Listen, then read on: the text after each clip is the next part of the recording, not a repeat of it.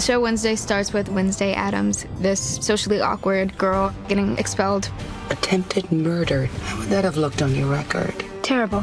Everyone would know I failed to get the job done. She goes to Nevermore, which is a school for all outcasts. We kind of follow Wednesday as she navigates her way through this new school, new relationships, but then also she's dealing with this serious investigation involving serial killers and murders and monsters. I've always hated the expression, write what you know. But when your life becomes a twisted mystery, maybe it's time to lean into it. So it was very important to us that it wasn't a remake or a reboot, that this was a new chapter in Wednesday Addams' life. This is really a show about exploring her journey into adulthood. Wednesday is like the classic outsider, obviously. You know, she sees things very black and white, mainly black. But in the past incarnations, it's been very cartoony. So in this longer form, we just tried to give it a reality, which I loved. When I look at you, the following emojis come to mind. Rope, shovel, hole. It was really important to me that I did something different, even though she's been done so flawlessly in the past. She's a bit more socially awkward. There's a confidence there, but it's more concealed. I know I'm stubborn, single-minded, and obsessive, but those are all traits of great writers and serial killers. Wednesday is so iconic because she's an example of a girl who says, like, I don't have to smile for you. I don't have to be happy for you. She says the things that the rest of us wish we could say. Wednesday is technically a Latina character, and that's never been represented. So for me, anytime that I have an opportunity to represent my community, I want that to be seen. Who doesn't have a spooky built-in altar in their family library? Ours is in the living room. More seating for a year-long Dia de los Muertos. The key ingredient to this show was finding Wednesday. And when we found Jenna, it was just like she was the one. I haven't always been against birthdays. Each one reminds me I'm a year closer to death's cold embrace. I watched the movies when I was younger, and Wednesday's somebody that I always was compared to my entire life. She inherently has a dry sense of humor as Jenna, and so she's incorporated that into Wednesday. You must be the self-appointed queen bee.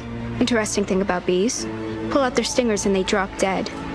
I honestly was so nervous to do this part because I just wanted to do her justice. So I went to fencing lessons twice a week. No, quick, good. I went to cello lessons twice a week. Yeah, that's it, you got it. A big part of it too was just physicality. I would walk like Wednesday, and I think that people thought I might have been kind of crazy because I wanted her to be specific and certain and assertive. She's like a silent movie actress in the sense where she's able to convey things without words. And to see the inner life and the subtleties was very exciting.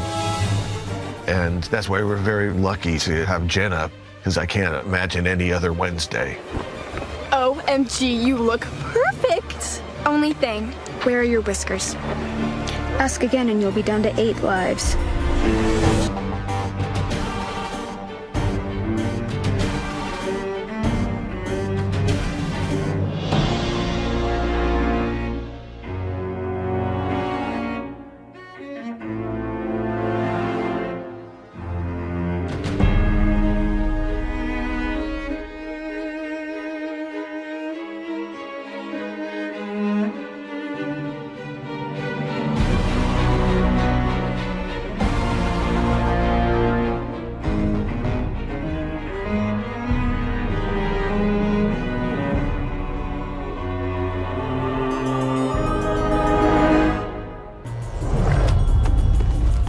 Wednesday.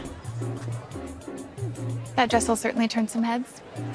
I grew up on a farm in a small farming town, Eastern Washington, very rural, and I was always wearing clothes that other people didn't wear in that town. And I remember the first time I saved enough money to buy something for myself from working when I think I was 10 or 11. I ordered a white blazer with a crest, which is kind of Addams Family-ish, and I had to hide it in a drawer. And when I pulled it out, my mother was like, "What? What were you thinking? Why did you buy that with all your money from the summer?" Somehow the bug was in there, and eventually I got out of there and did my thing. Well, do you like it? What is it exactly? It's a snood, silly. I made it in your signature colors. Before I became a costume designer, I always loved clothes, and I had 2 grandmothers, one who knew how to sew and one who had amazing eye and great style. And I think I gravitated toward the more kind of glamorous style of one, but also learned how to sew from the other one. That kind of melded together in what I ended up doing in my life. Her name comes from a line from my favorite nursery rhyme.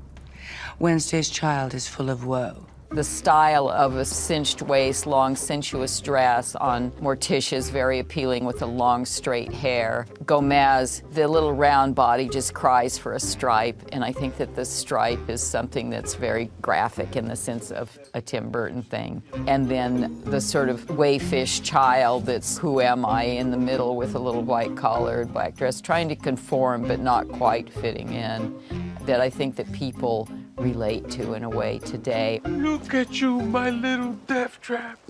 Seeing you in this uniform brings back so many terrible memories, doesn't it, Tish? Yes. Once she got to Nevermore, she had her version, the Wednesday version of the uniform. You go to Nevermore. Didn't realize they changed up the uniform. They did her the courtesy of not making her wear the purple and white, but she could have a more gray and black Wednesday Addams school uniform, and I think that instantly put her in a new world. OMG, you look perfect! Only thing, where are your whiskers? Ask again and you'll be down to 8 lives. When kids are in private schools, they have non-uniform looks, which sometimes are quite extreme because they're stuck in a uniform most of their day. We really wanted to have some fun with that, so I did an oversized sweatshirt and little shoes and all kinds of fun, casual clothes for Wednesday for her outing, so she wasn't just in a dress or the uniform, that she was cool and hip like the other kids. Did your mother tell you we were roommates back in the day? And you graduated with your sanity intact?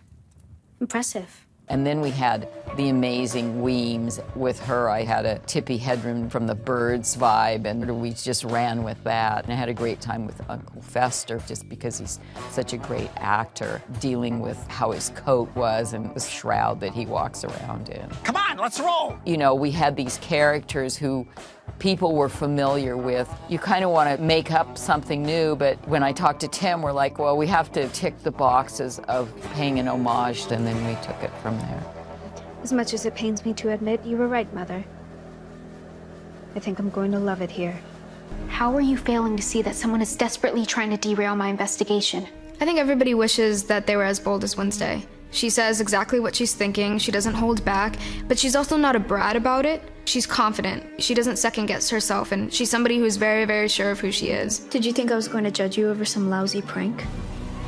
I would have taken it further. You mean like putting piranhas in a swimming pool?